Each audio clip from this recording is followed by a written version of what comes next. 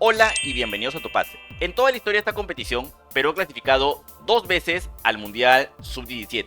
En el 2005 lo hizo por ser el organizador y en el 2007 los jotitas lo consiguieron por méritos propios. Y como en el Perú, cuando una cosa sale más o menos bien, se trata de repetir al infinito.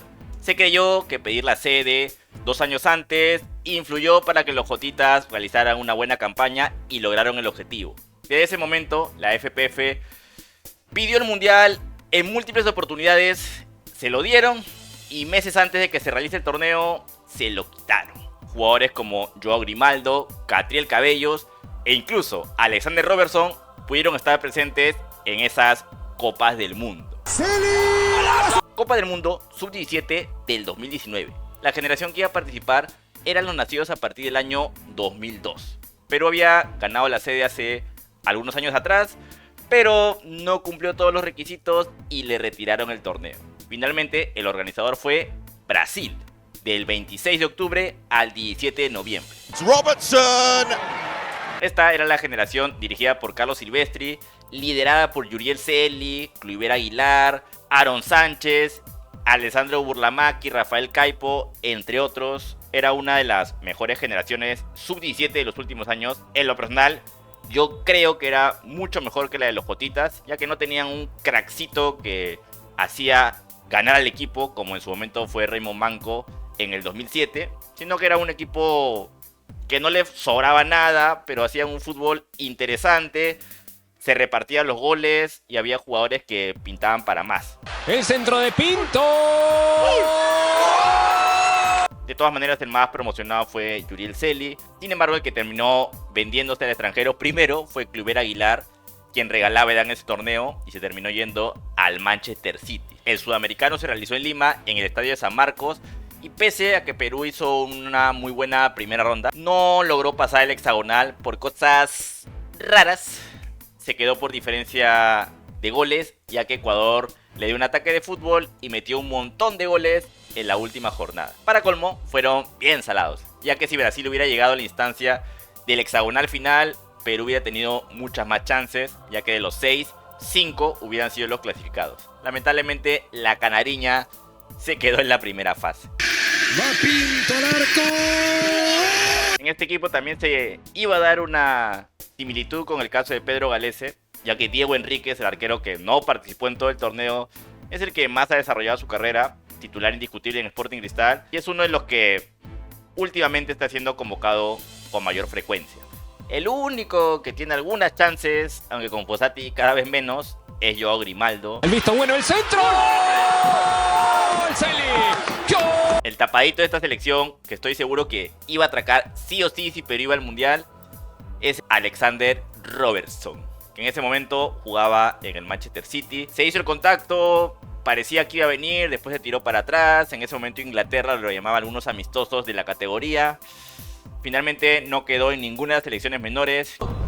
Cruzado, infiltrado, le sigue Jorge del Castillo. Copa Mundial Sub-17 del 2021. Como a Perucito le quitaron la sede anterior, como premio consuelo le dijeron: en 2 años te preparas bien y de todas haces tu mundial.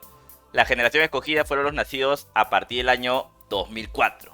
Todo iba más o menos bien, el fútbol se estaba reactivando después de la pandemia, pero decidieron que no era una prioridad un torneo de menores, trasladar tanta gente, así que lamentablemente para esta generación el torneo se terminó suspendiendo. El centro arriba, cabezazo, gol. Jorge Tandazo. En lo personal creo que esta generación no tenía tantos nombres interesantes, por lo menos en el tema local.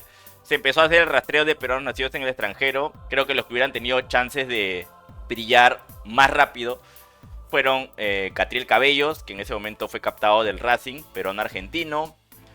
Por el lado de los peruanos, Jorge del Castillo era bastante promocionado en Alianza Lima. Gareca lo invitaba como sparring de la selección mayor. Incluso metió un golazo en los entrenamientos previos al cierre de las clasificatorias para Qatar 2022. El que pudo llegar, que hace poco nos volvió a chotear y se fue a jugar a la selección de Suecia, era Mateo Pérez Billhoff. En ese momento se encontraba en el Bayern de Múnich juvenil. Estaba prácticamente todo arreglado. Evidentemente no quería ensuciarse los zapatos jugando el sudamericano, pero al haber una clasificación asegurada, la Copa del Mundo, de todas maneras iba a atracar. Esta selección ilusionaba de alguna manera, ya que venía del proyecto anterior. Carlos Silvestri repetía, pero como hubo todos esos problemas que se juega, no se juega el otro año, en 2 meses, al final terminó renunciando y se reconfirmó que no iba a haber mundial para nadie. La saca bajo palos, Parregol, Chávez. Parecía que la tercera era la vencida. Ahora sí, Perú iba a organizar el mundial sub-17 del 2023. La generación escogida eran los nacidos a partir del año 2006. Lamentablemente, las últimas evaluaciones que realizaron previo al torneo se dijo que Perú era incapaz de cumplir los requisitos adquiridos en cuanto a la infraestructura para el torneo y le volvieron a quitar la sede. Indonesia se ganó y realizó el torneo del 10 de noviembre al 2 de diciembre. Acá ya estaba totalmente la moda de traer a peruanos nacidos en el extranjero. Teníamos jugadores interesantes que de alguna manera podrían tener su revancha en el sub-20 del 2025. Nombres como Felipe Chávez del Bayern de Múnich, Philip Eisele-Yupanqui del Eintracht Frankfurt. Centro pasado, ahí está Pieroni. La pelota que sacó el arquero. La pelota que sacó el arquero de Estados Unidos. Diego Kochen, el arquero peruano que juega en el Barcelona como tercer arquero. También se le hizo una llamadita, dijo que no, que al final se lesionó y no terminó yendo a ninguno de los 2 torneos. Quizás hubiera habido un mayor interés, ya que era una clasificación asegurada. Perú le aseguraba de alguna manera titularidad, cosa que la selección de las barras y las estrellas no. Sotelo que la tira al fondo, va, Soler la pegó. ¡No! Y la blanquirrojita terminó en el último lugar, solamente obtuvo un puntito. De los nacionales, los jugadores que llamaban la atención era el hechicero Vasco Sawyer, la panterita Víctor Guzmán y bueno, el hijo del mudo Mateo Rodríguez, quien pudo convertirse en el primer jugador o hijo de jugador mundialista en jugar una Copa del Mundo.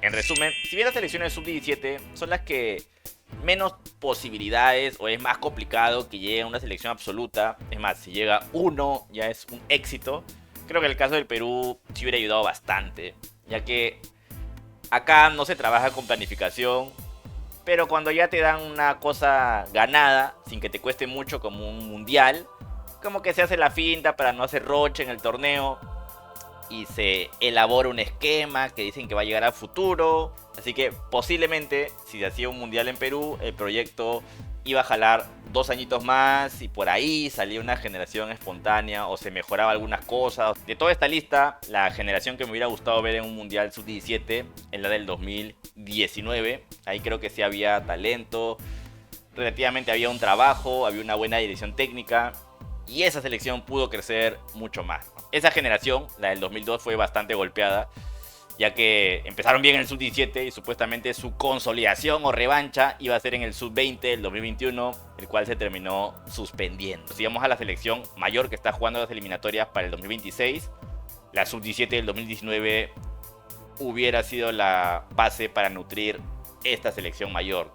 ¿Qué hubiera sido si se hubiera jugado el Mundial sub-17 y no se hubiera postergado el Mundial sub-20? Quizás habría más elementos convocables y el recambio hubiera sido más natural.